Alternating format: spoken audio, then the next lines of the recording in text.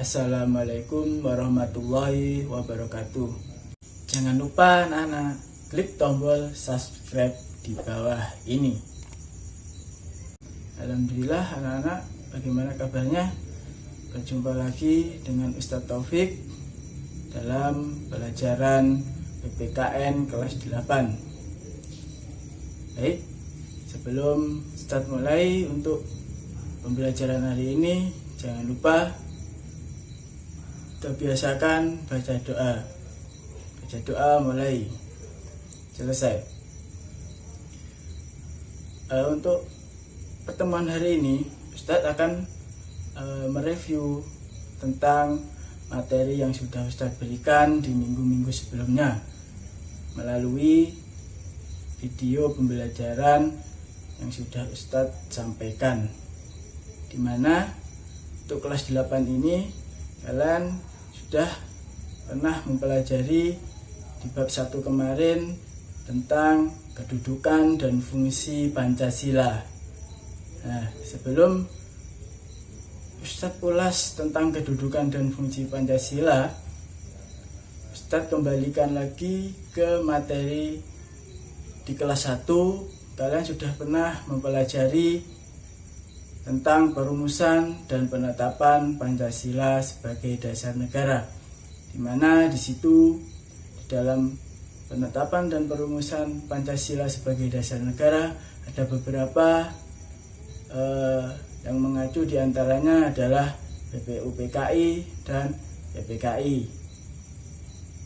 Nah, untuk di kelas 8 ini kalian akan mempelajari kedudukan dan fungsi Pancasila. Nah, dimana di dalam kedudukan, fungsi, dan Pancasila pengertiannya sendiri adalah menurut Prof.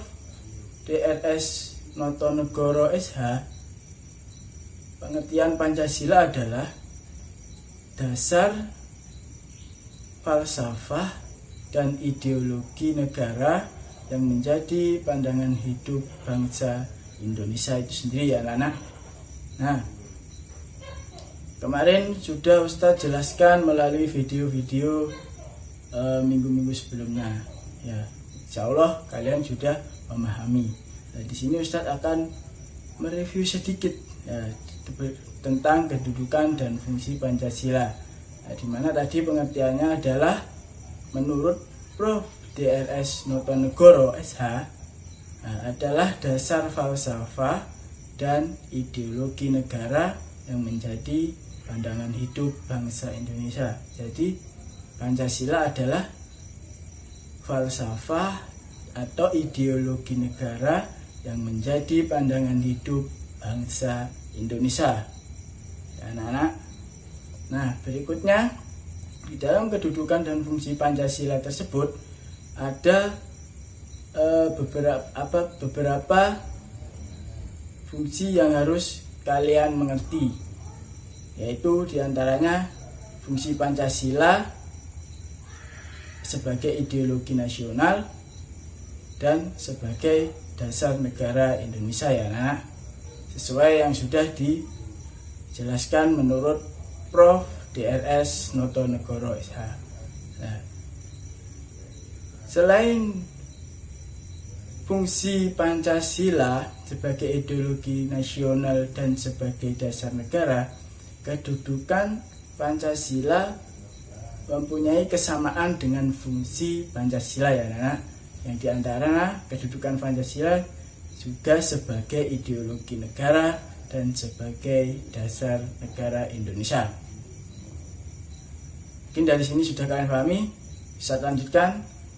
Berikutnya, makna Pancasila sebagai dasar negara.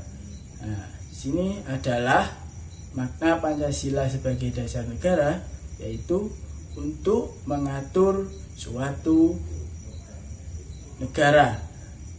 Nah, jadi suatu negara itu diatur oleh kedudukan dan fungsi Pancasila. Contohnya seperti aturan-aturan suatu negara itu sendiri ya anak-anak. Ketuhanan yang Maha Esa.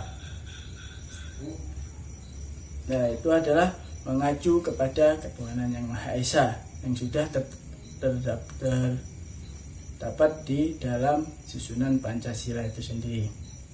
Nah, berikutnya nilai-nilai yang terkandung di dalam Pancasila. Nah, perlu diketahui nilai-nilai yang terkandung di dalam Pancasila sudah Ustadz jelaskan juga di materi sebelumnya.